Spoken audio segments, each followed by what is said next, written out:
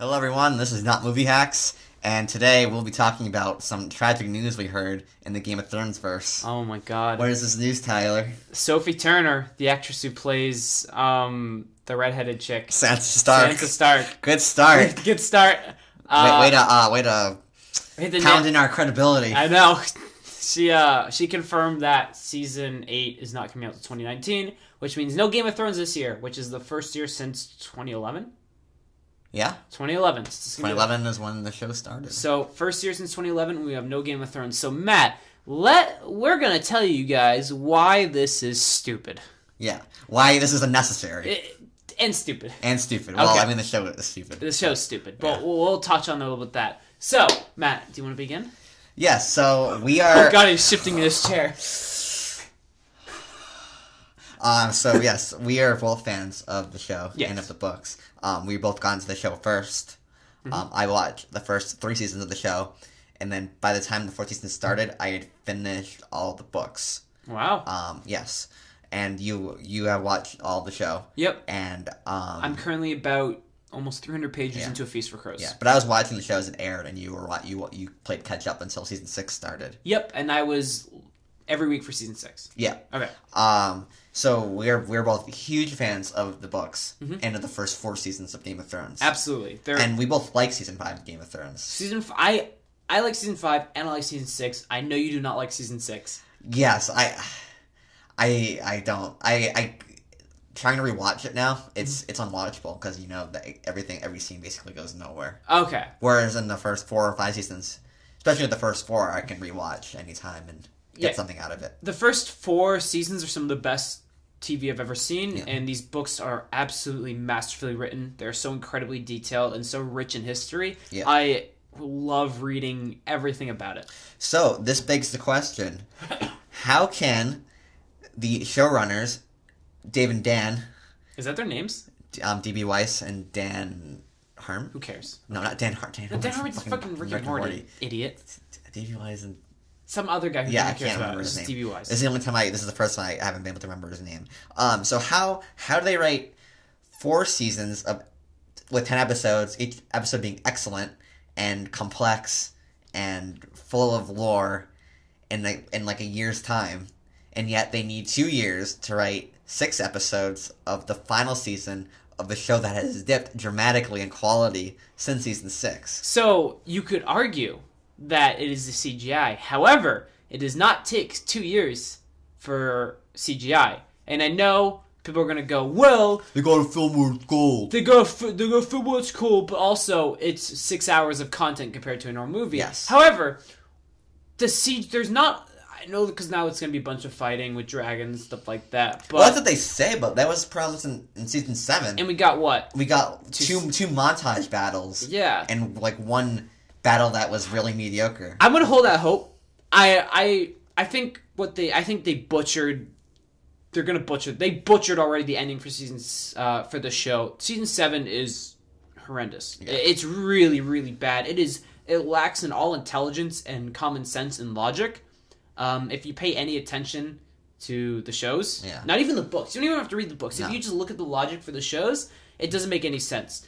But now they're gonna have the audacity to make us wait a year for something that's gonna be even lower in quality than season 7, content-wise at least. CGI is probably gonna be amazing, like best that's on TV. Yeah, best. I mean, the design, everything other than the writing and like the acting. Yeah. So we should also say improved. We don't have any issues with the CGI set design. We love this universe. It's just you're taking 2 years. Make the writing as good as you can. Yeah. Please.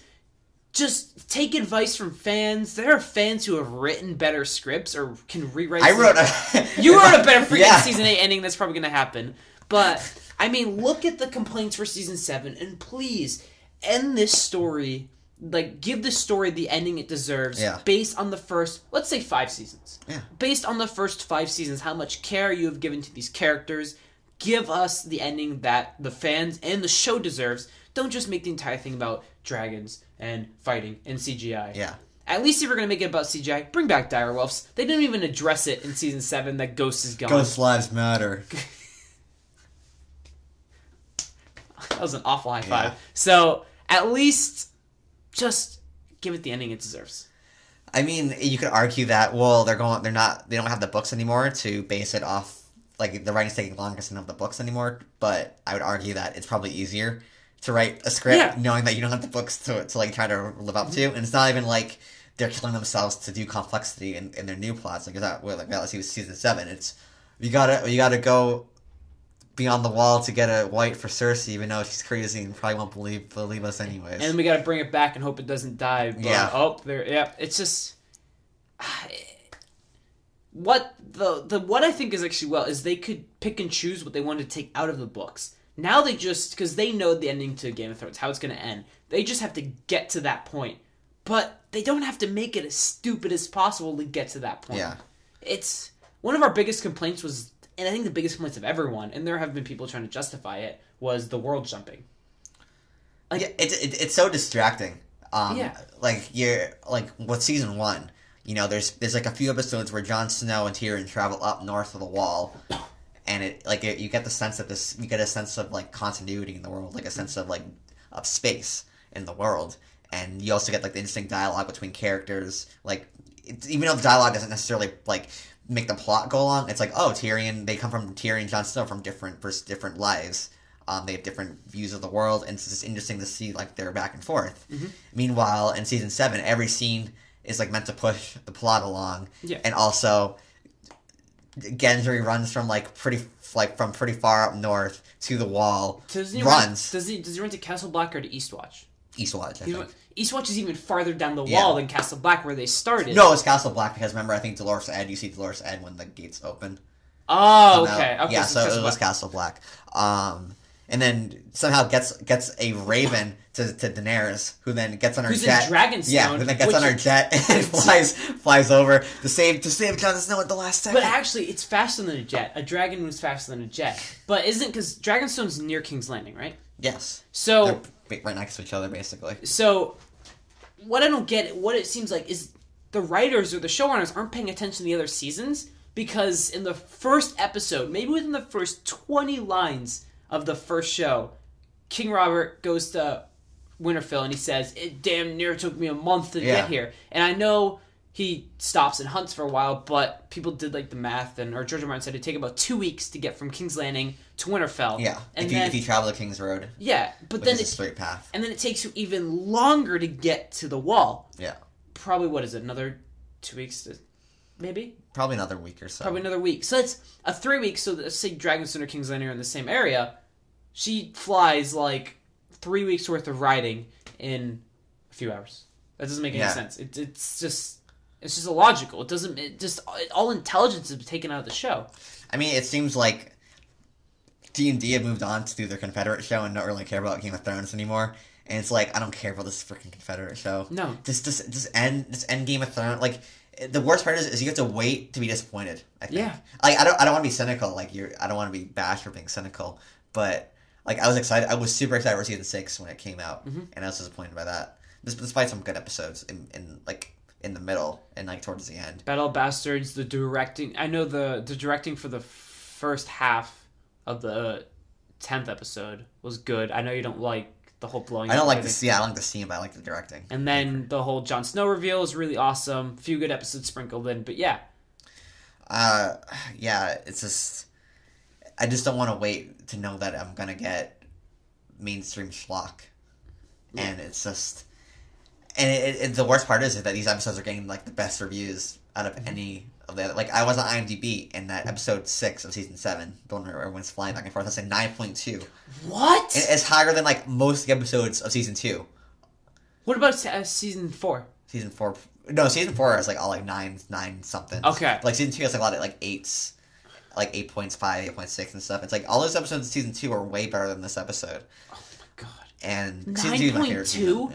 Yeah. Jesus. And it doesn't make any sense. The episode doesn't make any sense. And what's also awful is it's drawing the most viewership. Game of Thrones has never been more popular. You made an argument that season 6 was the most hyped it's ever been. Yes. But this is the most popular. Yeah. It is so many viewerships. So many people are tuning in and then illegally streaming it. It's gaining, I think it was 30 million people watch it live and about 90 million people download it illegally.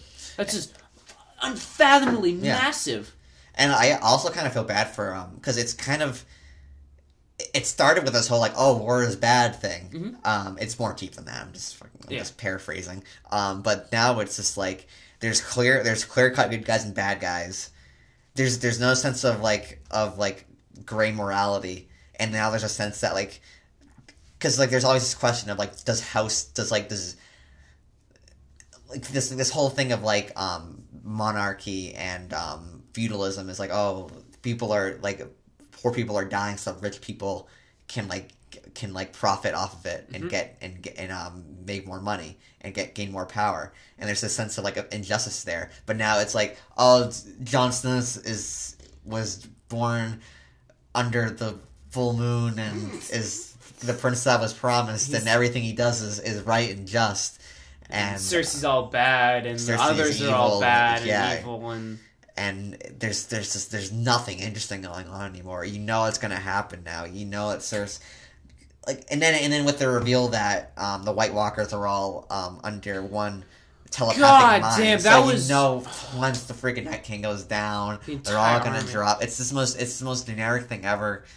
I don't think I've ever been more disappointed mid TV show than I ever have when they killed that one. Like, we screamed no. Because they both dropped dead and we both looked at each other and we're like, no! We're like, that means they're pulling a Avengers, they're pulling a... Which is fine for Avengers. I'm saying that, like, Game of Thrones has established that's a more serious universe than the Avengers. So it's like, don't do this. It's so crowd pleasing because everyone...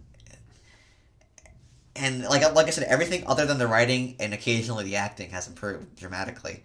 But it's just that it's lost. I feel like it's lost its heart, and it's lost what the influence that George had in it. Absolutely, I think you summed it up best. And there's no excuse for it to be not come out in 2018. No, there's no excuse for it not to come out in 2018. And I think you said it best. We're gonna wait now 2 years to be disappointed, and that is never gonna be fun. So thank you guys for listening. This is Tyler. And this is Matt. And goodbye.